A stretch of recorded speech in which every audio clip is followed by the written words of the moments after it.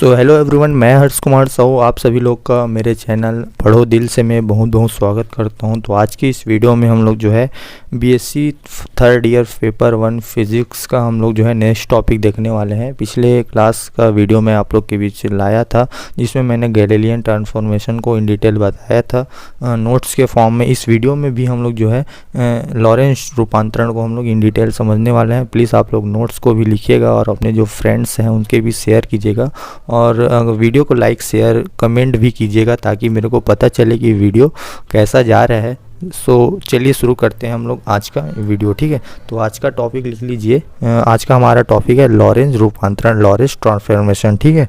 तो इसका हम लोग सबसे पहले डेफिनेशन देख लेते हैं, ठीक है। तो इसका डेफिनेशन ये होता है कि अंतराकाश में किसी कण की स्थिति तथा समय को जब दो अलग अलग फ्रेमों में स्थित प्रेक्षकों द्वारा मापा जाता है तो कण की स्थिति तथा समय के बीच संबंध को प्रदर्शित करने के लिए जो है हम लोग लॉरेंस रूपांतरण समीकरण का उपयोग करते हैं। उसी को लॉरेंस रूपांतरण समीकरण कहते हैं, ठीक है। मतलब दो अलग अलग फ्रेम के बीच हम लोग को एक ही पार्टिकल को देखते हैं। मतलब एक फ्रेम यहाँ पास है, एक फ्रेम जो है यहाँ पास हम लोग सपोज कर लेते हैं। यहाँ पास फ्रेम को जो ऑब्जेक्ट है उसको ओ सपोज किया, यहाँ पास ओ डिश, ठीक है, जो कि दोनों एक ही पार्टिकल को देखता है। जो पार्टिकल यहाँ पास है पी, ठीक है।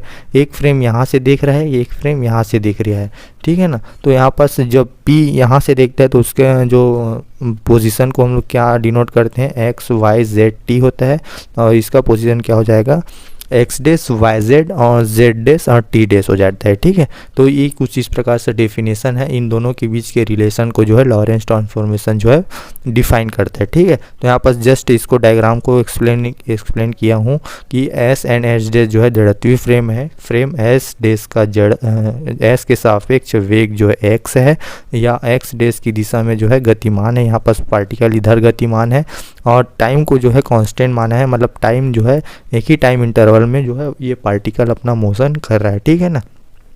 तो जब प्रकाश P पर पहुंचता है तो माना O डेश पर स्थित प्रेक्षक की स्थिति तथा समय क्रमशः हम लोग क्या मान लेते हैं, वही बताया ना, x y z t, x dash y dash z dash t dash मान लेते हैं, ठीक है। यहाँ पर लाइट के वेव को हम लोग ने C सपोज किया है। तो फ्रेम जो है S का जो है P पर, मतलब यहाँ से जो है यहाँ पर जो लाइट वेव मतलब देखते हैं तो लाइट वेव के थ्रू ही हम देख पाते हैं ना। तो लाइट वेव क्या हो जाएगा, मतलब लाइट वेव को देखने में जो है टाइम कितना लग रहा है उसको हम लोग यहाँ पर फाइंड करने वाले हैं, ठीक है। तो टाइम इज इक्वल टू क्या हो जाएगा, OP अपॉन C, यानी कि यहाँ पर से यहाँ दूरी यहाँ से हम लोग ले रहे हैं, ठीक है। और लाइट वेव को हम लोग क्या माने हैं, C माने हैं, ठीक है। तो हमारी दूरी क्या हो जाएगा, वही पोजीशन, क्या उसका पोजीशन है ना। तो पोजीशन हम लोग माने हैं x square plus y square plus z, क्योंकि तीनों डायरेक्शन का हम लोग को लेना है ना। तो ये हो जाएगा, इसके ऊपर में क्या हो जाएगा, हाफ, मतलब रूट होता तो रूट को हम लोग क्या लिख सकते हैं, 1/2 लिख सकते हैं, अपॉन C हो जाएगा, ठीक है। जस्ट इसको हम लोग इधर ट्रांसफ़र किए तो यहाँ पर ट्रांसफ़र करके स्क्वायर किए हैं ना, दोनों साइड को, बोथ साइड को स्क्वायरिंग किए। तो स्क्वायरिंग करने पर हमारा क्या आंसर आता है, x square plus y square plus z square is equal to C square t square. इसको हम लोग जो है इक्वेशन नंबर 1 सपोज कर लेते हैं, ठीक है।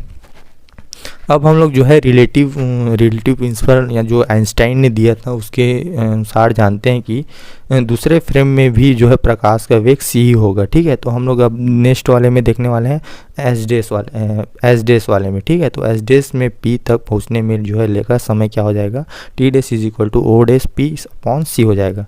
तो is equal to x dash square plus y dash square plus z dash square upon C, पूरे का जो है पावर में क्या हो जाएगा 1/2।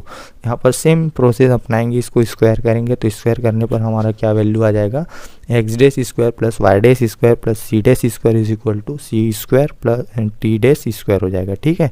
यहाँ पास हम लोग को दो इक्वेशन मिल जाते हैं। अभी इक्वेशन को हम लोग सॉल्व करते हैं, यानी कि एक दूसरे के बराबर करते हैं, ठीक है। तो हम लोग को क्या प्राप्त होता है, इसको हम लोग इधर ट्रांसफ़र करके दोनों को इक्वल कर देते हैं ना। तो x square plus y square plus z square minus C square t square is equal to x dash square plus y dash square plus z dash minus C square t dash square is equal to 0, ये आप लोग को प्राप्त हो जाता है, ठीक है।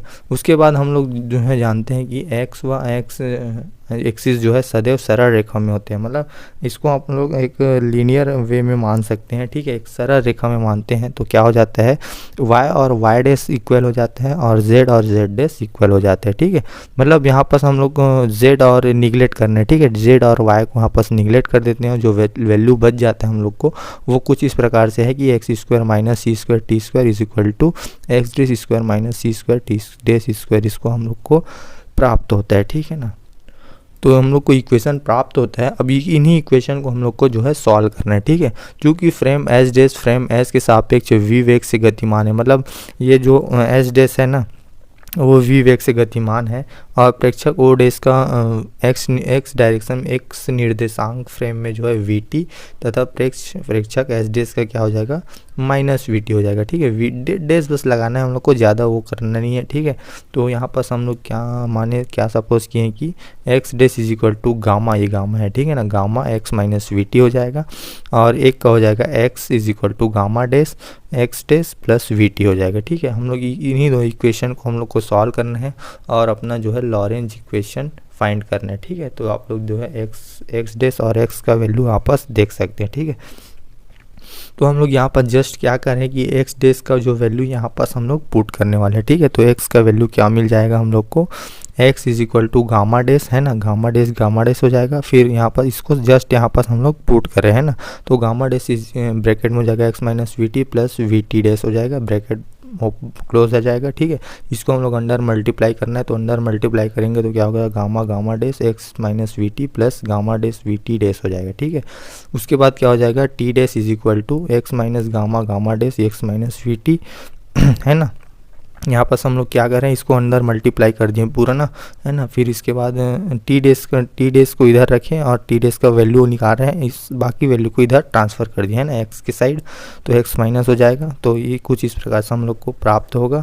उसके बाद यहाँ पर गामा डैश को अंदर ले जाना है, दोनों से मल्टीप्लाई करना है, यहाँ पर अपॉन को अपॉन करना है, मतलब सबको एक सेपरेट वे में रख देना है, ठीक है। तो सेपरेट वे में रखेंगे तो क्या वैल्यू प्राप्त होगा, x upon gamma dash minus gamma dash x upon gamma dash हो जाएगा प्लस गामा, ये जो है इस प्रकार से वैल्यू हम लोग को मिल जाएगा। इन लोग को आप लोग थोड़ा सा देख लेना, मैं इसको इजी वे में इसको ओपन करके बनाया हूँ, ठीक है। एक बार में समझ में आ जाना चाहिए, ठीक है ना। यहाँ पर फिर हम लोग आगे सॉल्व करते हैं तो टी डैश का हम लोग को वैल्यू क्या मिल जाता है, gamma t minus gamma x upon v plus x upon के डैश वी प्राप्त होता है, ठीक है। यहाँ पर हम लोग गामा को हम लोग कॉमन ले लेते हैं, तो कॉमन लेने पर क्या प्राप्त होता है हम लोग को t minus x upon v bracket में जाएगा 1 माइनस गामा डैश हम लोग को प्राप्त हो जाता है, ठीक है। अब यहाँ पर हम लोग को क्या किसका वैल्यू मिल जाता है, टी डैश का वैल्यू मिल जाता है। यही टी डैश के वैल्यू को हम लोग को इसमें रखना है। यहाँ पर हम लोग जो वैल्यू निकाले हैं ना, ये वाला वैल्यू में हम लोग को टी का वैल्यू जो है रखना है। टी डैश मतलब दोनों इक्वल है, किसी में रखना है किसी में भी हो रख सकते हैं, ठीक है। तो टी डैश का वैल्यू रखते हैं तो हम लोग को क्या वैल्यू प्राप्त होता है बस रखना है। तो हम लोग को कुछ इस प्रकार से अपना इक्वेशन देखने को मिलता है, ठीक है। इस प्रकार से इक्वेशन मिलता है, इसको हम लोग जो है जस्ट यहाँ पर इसको मल्टीप्लाई करें, इस यहाँ पर इस स्क्वायर को स्क्वायरिंग करना है, ठीक है, फार्मूला लगा के। तो हम लोग को x square plus v square t square minus 2x v t प्राप्त होता है। इसी प्रकार इसको हम लोग को स्क्वायर करना है तो माइनस है ना, इसको इसीटीज लिख सकते हैं और इसके बाद t square plus x square upon v square 1 minus gamma dash square minus 2t x upon v 1 minus 1 upon gamma dash. यहाँ पर हम लोग को मतलब जस्ट फार्मूला लगा के स्क्वायरिंग को ओपन करना है, ठीक है। उसके बाद इसको हम लोग को जस्ट यहाँ पर से हम लोग इसको मल्टीप्लाई किए तो ये वाला वैल्यू प्राप्त हो जाता है। इसको जस्ट इसी प्रकार इसको भी यहाँ पास मल्टीप्लाई करेंगे तो इस प्रकार का वैल्यू हम लोग को मिल जाता है, ठीक है। फिर उसके बाद हम लोग सबको एक साइड पक्षांतर कर देते हैं एंड देन उसके बाद हम लोग जो है इसी इक्वेशन को और सॉल्व करते हैं। तो और सॉल्व मतलब इसको हम लोग ट्रांसफ़र कर दिए, ठीक है। सभी जो वैल्यू मिला था उसको हम लोग एक साइड ट्रांसफ़र कर दिए, इज इक्वल टू क्या आ जाएगा 0 आ जाएगा, ठीक है। उसके बाद हम लोग को दो चीज़ कॉमन निकालना है, आप लोग को याद करने का तरीका बता रहा हूँ। एक्स स्क्वायर और 2xt हम लोग को जहाँ भी दिखे वहाँ से हम लोग को कॉमन निकालना है और जो वैल्यू बच जाता है उसको हम लोग को ब्रैकेट के अंदर लिखना है। यहाँ पर सेजिटीज यहाँ पर भी ब्रैकेट के अंदर लिखना है और जो हमारा थर्ड वैल्यू क्या मिल जाता है वो इस प्रकार से हमारा जो है थर्ड वैल्यू मिल जाता है, ठीक है। उसके बाद सभी को हम लोग को 0 के इक्वल कर देना है, ठीक है। अब उसके बाद यहाँ पर से इक्वेशन यहाँ पर सॉल्विंग ख़त्म हो जाता है। उसके बाद यहाँ पर थोड़ा ट्रिकी टाइप से है। ट्रिकी टाइप से क्या है उसी को देखना है। इक्वेशन में जो है x² 2xt तथा t² के गुणांक अलग अलग 0 होंगे तथा t² के गुणांक को 0 के बराबर हम लोग रखते हैं, ठीक है। तो आप लोग 2 इक्वेशन को थोड़ा सा याद कर लेना, तो ताकि आप लोग को एग्ज़ाम में ज़्यादा दिक्कत ना हो। एक इक्वेशन ही हो जाता है और एक इक्वेशन जो है यहाँ पास से हो जाता है, ठीक है। दोनों को इक्वल करना है और दोनों को सॉल्व करना है। यहाँ पास गामा कॉमन लेना है, तो गामा कॉमन लेके इस प्रकार से बनाना है। सी को इधर ट्रांसफ़र कर देना है। फिर हम लोग को जो है गामा का वैल्यू जो है यहाँ पास निकालना है। तो गामा इस प्रकार से हम लोग को वैल्यू निकालना है, ठीक है। तो गामा का स्क्वायर को हम लोग इधर ट्रांसफ़र कर देते हैं, तो यहाँ पास 1/√1 - v² कुछ इस प्रकार से हमारा वैल्यू आ जाता है, ठीक है। उसी प्रकार इसको सॉल्व करना है, इसको अंदर ले जाना है, मल्टीप्लाई करना है, जो करता है उसको कैंसिल कर देना है। उसके बाद जो है हम लोग को सबको 0 से मल्टीप्लाई कर देना है नीचे वालों को, तो उसका वैल्यू क्या प्राप्त हो जाएगा, 0 प्राप्त हो जाएगा। जो वैल्यू बचता है कुछ इस प्रकार से दिखता है ना। इस वैल्यू में हम लोग जो है सी को गामा डेस को कॉमन निकालना है, सी को अपन का सेपरेट कर देना है, ठीक है। उसके बाद सी को इधर ट्रांसफ़र कर देना है और जस्ट एज इट इज़ इसको सॉल्व किए ना, सी को कॉमन निकाल के इसको कट कर देना है। फिर कुछ इस प्रकार से हमको वैल्यू मिल जाता है ना। क्योंकि ये छोटी क्लास वाला है तो उसको इन डिटेल बताने का मैं ट्राई नहीं किया हूँ, ठीक है ना। और इसके बाद हम लोग जो है गामा डेस का वैल्यू हम लोग को क्या मिल जाता है, इसको स्क्वायरिंग को हम लोग ट्रांसफ़र करना है, ठीक है। तो ट्रांसफ़र करने के बाद गामा डेस का वैल्यू क्या मिल जाता है, 1/1 - v² c² मिल जाता है, ठीक है। तो ये कुछ दोनों इक्वेशन सेम रहता है, बस जो है यहाँ पास डेस लग जाता है, ठीक है। तो इसको आप लोग जो है याद कर लेना। उसके बाद हम लोग को 2 इक्वेशन के फॉर्म में इसको हम लोग को जो x वाला निकाले थे ना फार्मूला, उसमें पुट करना है। तो हम लोग को x और t का जो है वैल्यू सीधा निकालना है, ये मान मोटा याद रखना, ठीक है। तो इस प्रकार फ्रेमो एस डेस में जो है क्या हो जाएगा, रूपांतरण समीकरण क्या प्राप्त हो जाता है हम लोग को, x dash is equal to v + x + vt upon √1 - v² c²। और t का वैल्यू जो क्या प्राप्त होता है, t dash is equal to 1/√1 - v² c² प्राप्त होता है। यहाँ पर इनटू में क्या हो जाता है, 1 + vx c² प्राप्त हो जाता है। एज इट इज इक्वेशन है, इसको हम लोग जो है अपोजिट फ्रेम में एस डेस से एस डेस में क्या लिख सकते हैं, इसको आप लोग देख लीजिएगा। इसको हम लोग लिख सकते हैं x is equal to x + vt dash upon 1/√1 - v² c²। इसी प्रकार टी को हम लोग क्या लिख सकते हैं, 1/√1 - v² c²। टी इंटू में जो है टी डेस + vx c², इसको लिख सकते हैं। और इसी को हम लोग जो है लॉरेंट रूपांतरण यानी लॉरेंट ट्रांसफॉर्मेशन कहते हैं, ठीक है। इसको जो है इन्होंने पहले याद किया था। तो कुछ इस प्रकार से हम लोग जो है लॉरेंट ट्रांसफॉर्मेशन को देख सकते हैं। आप लोग गाइस इसको जो है अच्छे से मस्त साफ नोट्स के रूप में लिख लेना। और इतना मेहनत करने के बाद भी अगर नहीं समझ में आया तो बताना मेरे को कमेंट बॉक्स में, है ना। तो इसी प्रकार वीडियो में बने रहेगा, और अच्छा लगता है वीडियो तो अपने कॉलेज फ्रेंड्स को, जो भी अपने दोस्त हैं उनको भेजिए, ताकि मेरे को भी वीडियो बनाने के दौरान जो है उत्साहित महसूस हो और मैं आगे ऐसे काम करता रहूं। सो थैंक यू एवरीवन, और प्लीज़ वीडियो को लाइक शेयर सब्सक्राइब करना मत भूलिएगा। सो थैंक यू एवरीवन, मिलते हैं न्यू वीडियो में।